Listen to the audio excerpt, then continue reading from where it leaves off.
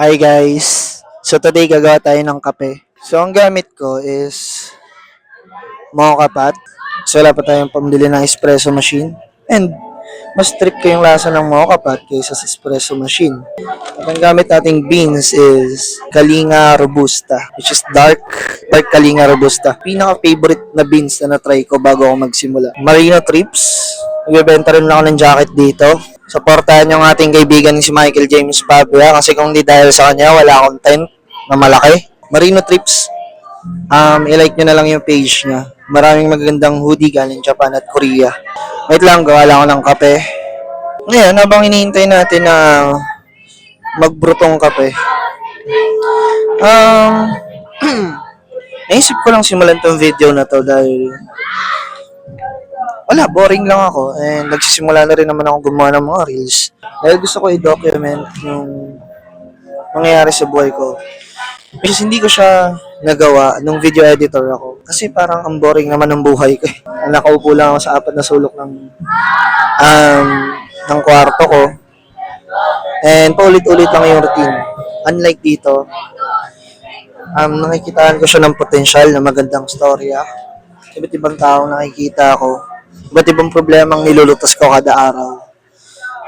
For me, it's kind of challenging and kind of exciting na pagmulat na mata mo, you have a routine, but hindi mo alam kung ano mangyayari sa araw mo na yun.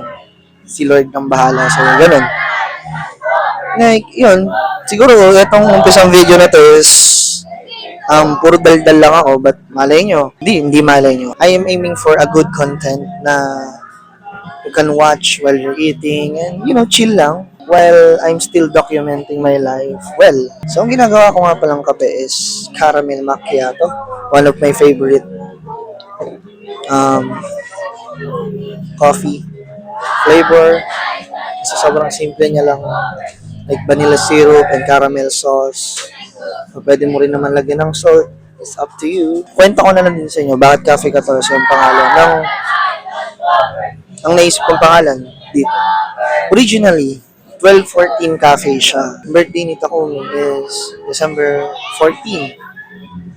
So, yun naisip ko. Pero, yung idea na yun is na-disregard siya kasi wala akong pera.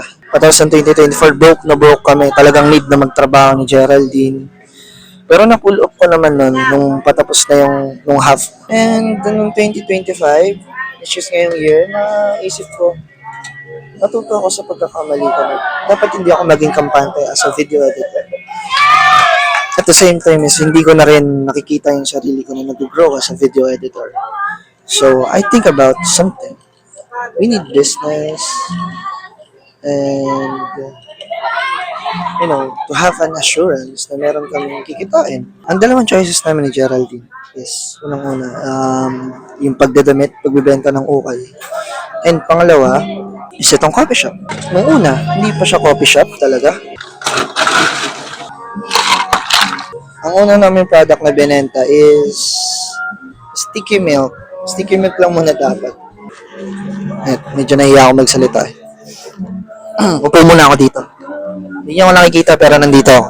Pero ang nangyari na, inisip ko mag-go all out na kaysa sticky milk lang yung ibenta. Mag-go all out na like kape.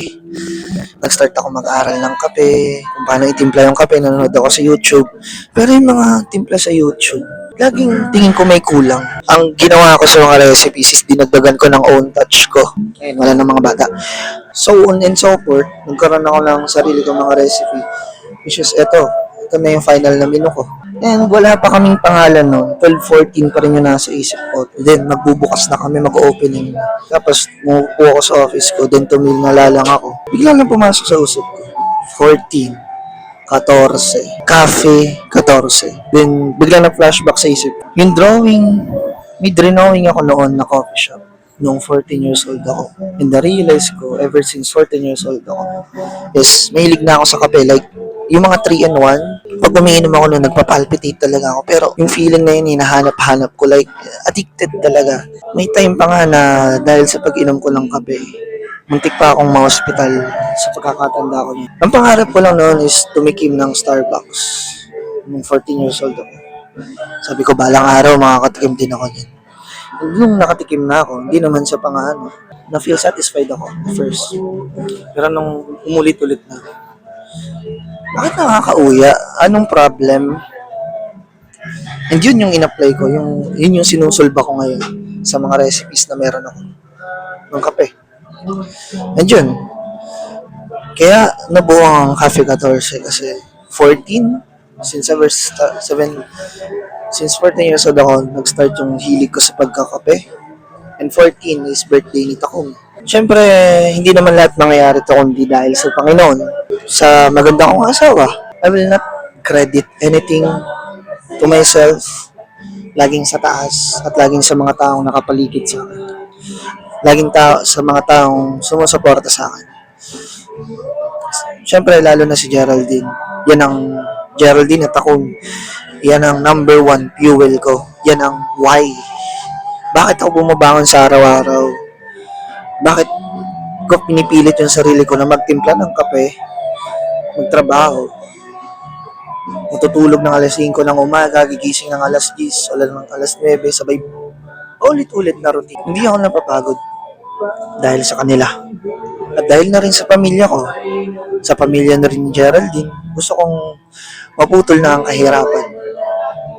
Yun ang ambitious goal ko, pero ewan ko kay Lord kung anong plano niya. Basta ako, lagi ko siyang sinasama sa decisions ko. Kaya alam ko na itong pagkakape is will niya.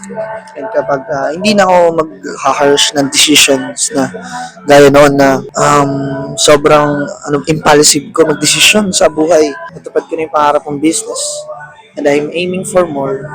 At naniniwala ako sa gabay ni Lord, sa kapangyarihan ni Jesus Christ, is matutupad yung mga plano ko.